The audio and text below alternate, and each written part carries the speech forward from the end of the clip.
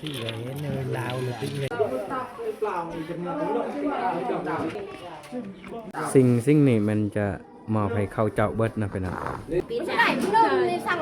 เขากับแบบนี้นะเขาเห็ดแต่ได้มาพี่น้องเราให้ดูดเราให้พี่น้องสิ่งที่ต้องไงอย่างนำการจัดงานต้องเป็นลงมา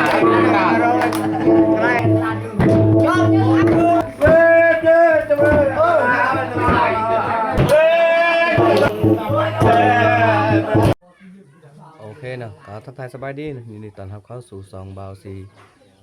อันนั้นคือเก่านะพี่น้องตอนนี้เนาะบาวซีก็อยู่บ้านเนาะ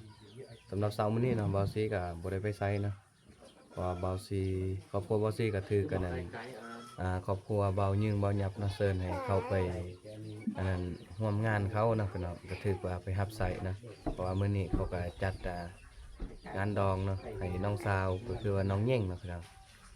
โอเคนะไม่ได้ทุกคนเนาะมาลุ้นเนาะว่าเขาจะจัดงานเต็มที่เนาะให้น้องเย่งเนาะนี่เนาะบรรยากาศยามเช้าโอ้หมอกลงเนาะว่าอยู่บ้านนี่หนาวแห้งเนาะนี่บาซีก็กำลังลงไปเนาะบาซีกับลูกส่วนนางฟ้าเพิ่นไปเวียกเนาะก็เลยอันนั้นคอยเป็นเบิ่งลูกแทนนี่เนาะฝ่ายเจ้าอันนั้นเจ้าบ่าวมอบกับแมนซิกนี่เนาะก็คือตัวงัวนะพี่น้องให้เบาหยาบเบายืงนะเบายืงก็ถือให้เป็นไก่เนาะ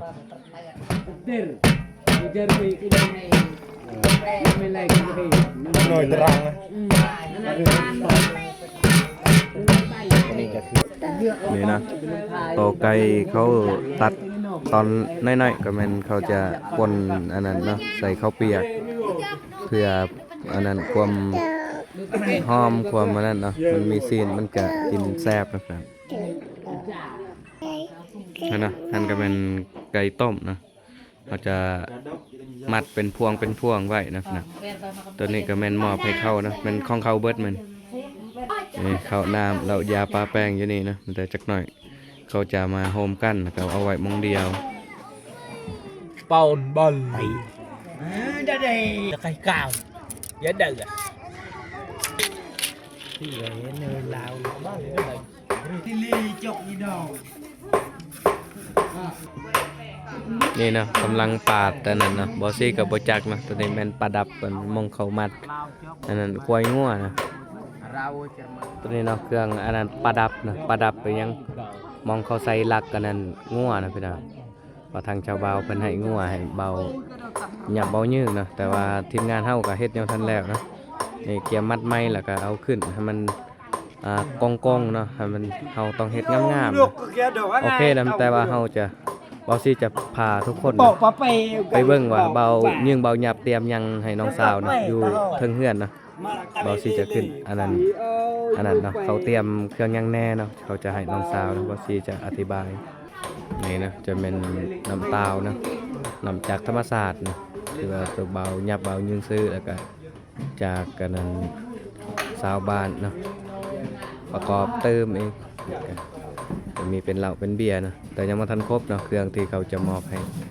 ทางฝ่ายเจ้าบ่าวหรือว่าพ่อแม่ของเจ้าบ่าวนะบ้าน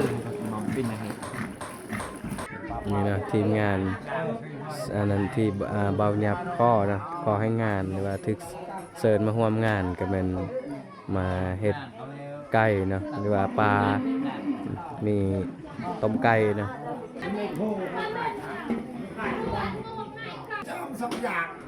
นี่นะนี่ก็เป็นอันนั้นเนาะไก่ต้มเนาะแล้วต้องต้มแล้วก็มอบให้เขาเป็นเราจะมัดเป็นพวงเป็นสุดๆเนาะนี่นะไก่ที่เราต้มสุกแล้วเนาะ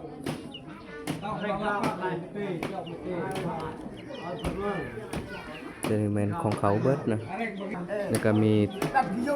ทีมตัดไก่นะเฮ็ดของกินให้แขกนะ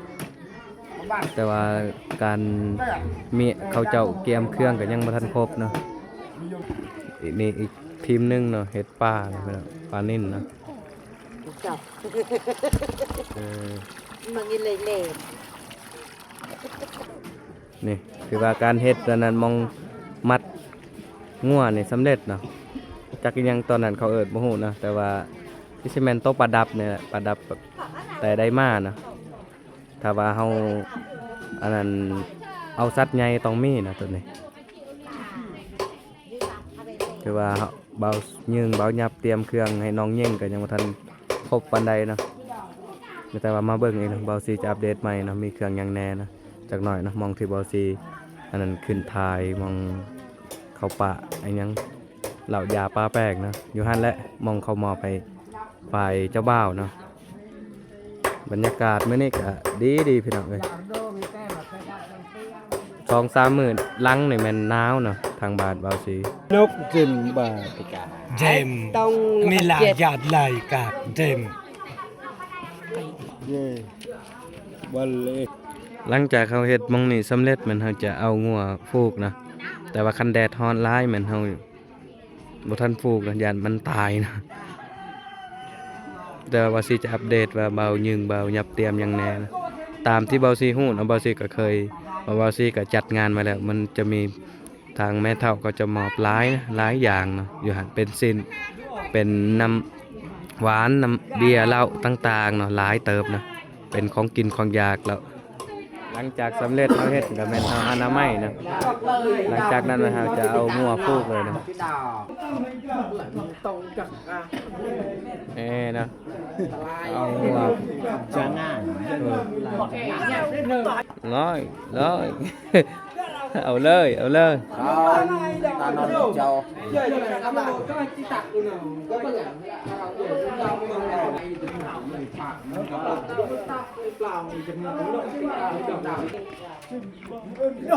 นี่นะการเอางัวควายฟูกนะต่างสันเผาเฮาก็จะเฮ็ดในนี้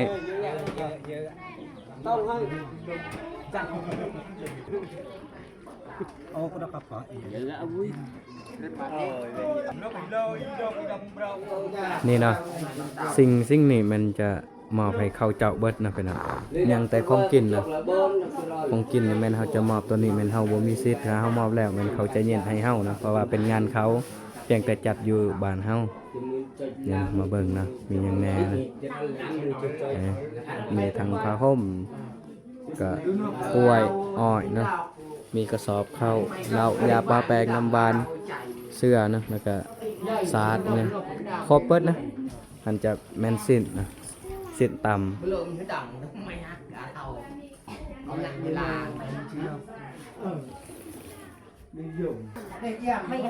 Đây đôi chật đài đôi sang người biết này cũng đâu sangวันนี้สิ้นราคาไปดาวตะปัดหนักหักสินราคาถึง có bữa về đúng không thì đọc ê tôi đào ôiหัก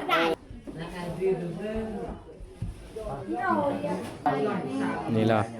ของกินออกมาแล้วนะพี่น้องอยู่ในหม้อนะเป็นไก่นะทางบ่ยิงบ่ยับมันจะถือให้เป็นไก่เป็นป่านะทางเป็นซีนกับแม่นทางเจ้าบ่าวนะนี่แหละการนับถือของนั่นแม่เฒ่าพ่อเฒ่านะให้ลูกหลานนะพี่น้องอยู่นี่แหละคือว่าฮีตของประเพณีของชนเผ่ากับแบบนี้นะเขาเฮ็ดแต่ได้มาพี่น้องเลย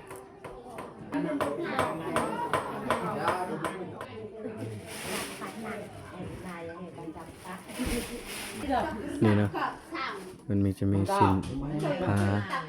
เสื้อผ้าจังเขาจะปกมันจังหน่อยมันทางฝ่ายเจ้าบ่าวว่ามันเขาจะอันนั้นต้องได้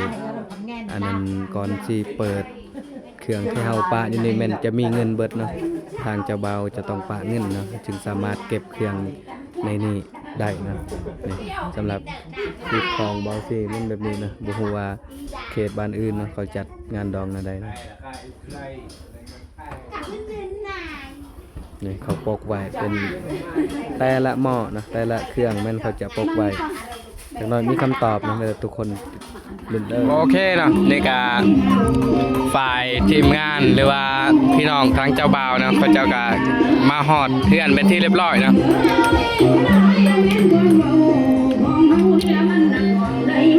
มาเบิ่งว่าเขามาจากคนเนาะในกระแมนเจ้าสาวเนาะหรือว่าน้องยิงเนาะ นี่นะนี่ซ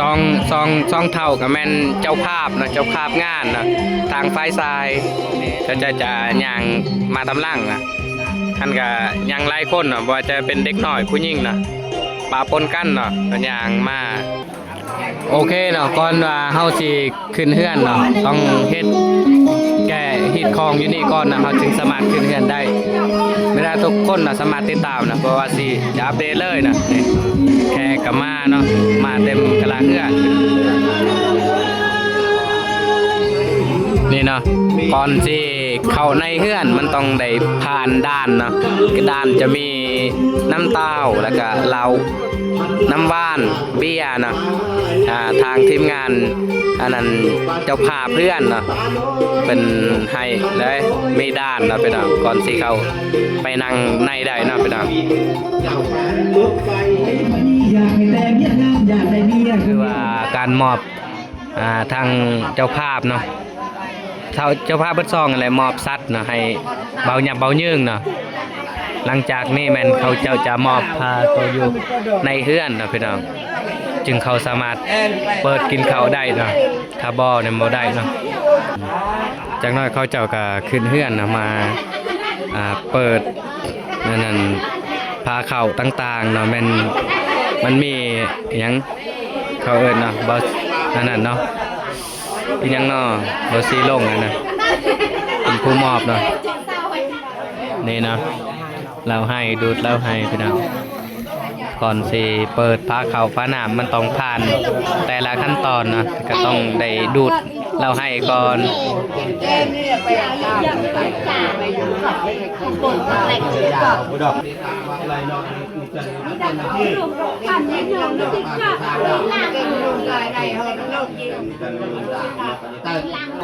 นี่เนาะทนายความเป็นผู้มอบเนาะ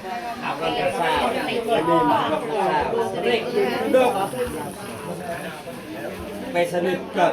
เป็ดปิจาได้โอ้โหดูสภาพจำต้องกับเจ้าใหม่ดำมาเป็น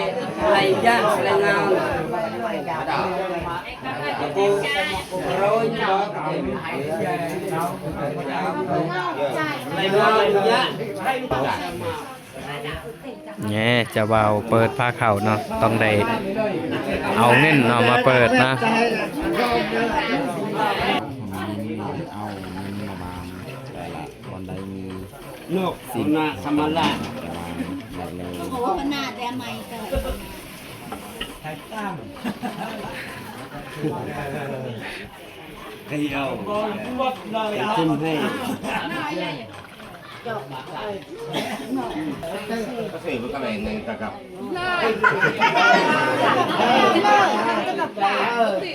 สิ่งนี้ดังไงอย่าง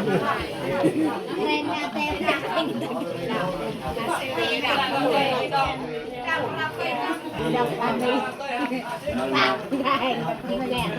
ดิ้นหัวเทคนิคยืนตรงนี้ใช่ร้อยนี่ทนายความเป็นผู้เก็บเงินนะ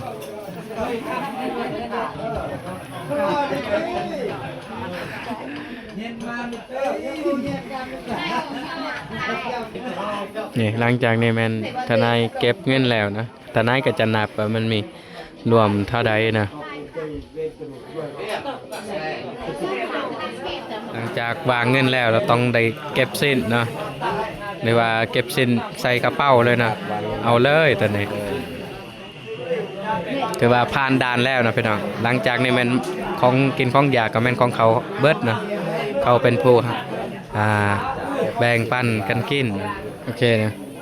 หลังจากที่ทนายควมหรือว่าเจ้าภาพงานเนาะมอบของกินต่างๆเนาะให้เขาเจ้าแม่นเขาเจ้าจะเป็นผู้บิแบงหรือว่าเฮ็ดกินแต่งยากนี่แหละเบาเริ่มแล้วอยู่นี่แม่นเขาเองรับผิดชอบนะส่วนเฮาแม่นลงลุ่มนะทีมงานนะทีมงานเบื้องเฮาก็แม่นต้องได้ครัวซีนหมูเนาะจากเจ้าบ่าวเพิ่นมา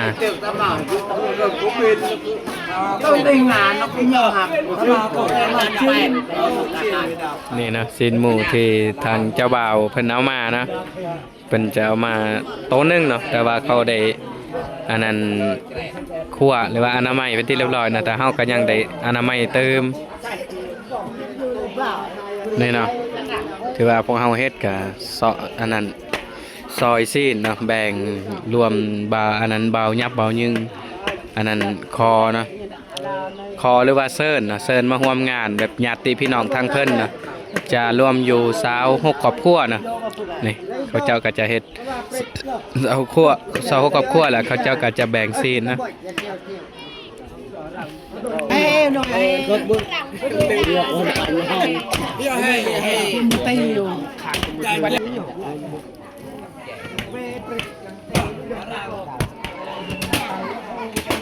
ลองตัวปิ้งเนาะเป็นอันนั้นน้ำนมเนาะตัวปิ้งไงเพื่อนมันแบ่งเบิด Aku papan kah ke kita. Mai orang ke papan. Sangatอร่อยจริงครับ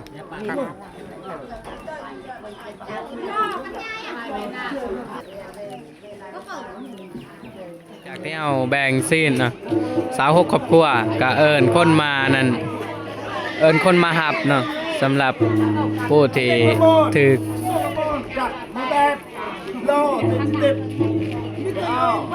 Bakal berenang nih, tak keren lah jauh kelihatan kayu.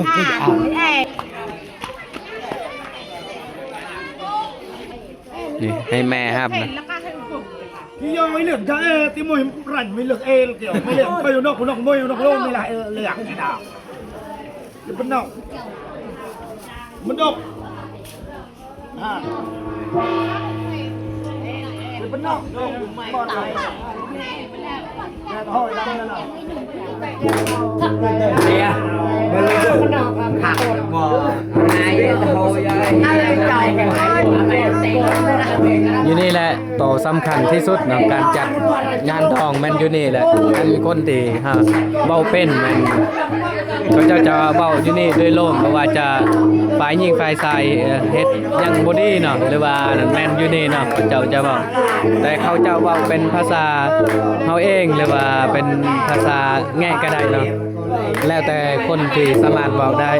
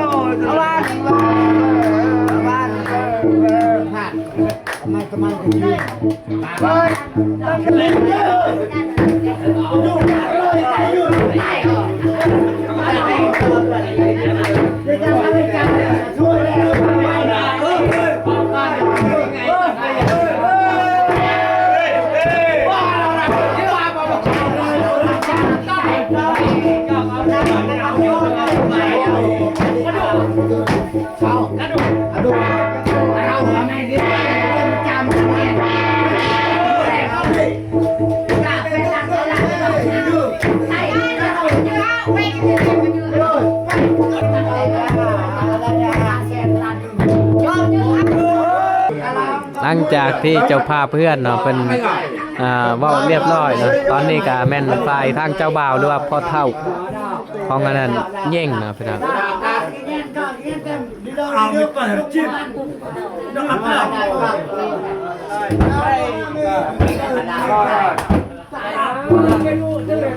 ถ้าเขาเฮ็ดตัวนี้เรียบร้อยแม่นจะวิทย์นะเวลาเฮ็ดของประเภทนี้แม่นแก่แล้วเบิดเรียบร้อยนะไม่ได้ว่าตอนแรกหรือว่าตอนค่ำแม่นเขาจะจับคอนน้ำบ่งเนาะแบบบ่มีหยังค้างคา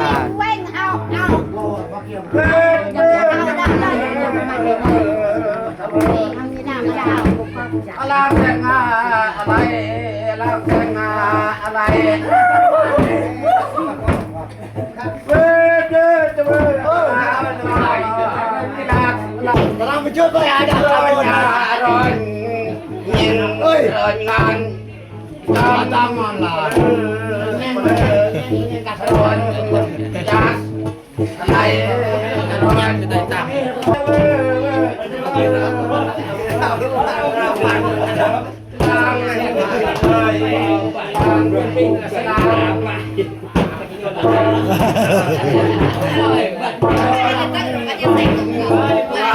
ยายเด็กร้านกันในร้าน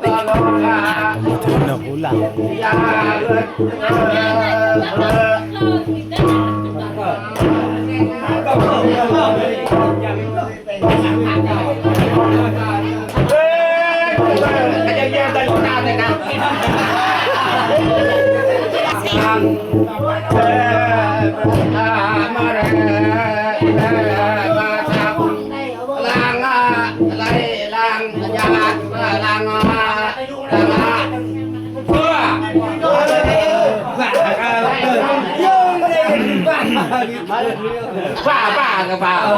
ดักแต่ อย่าแล้ว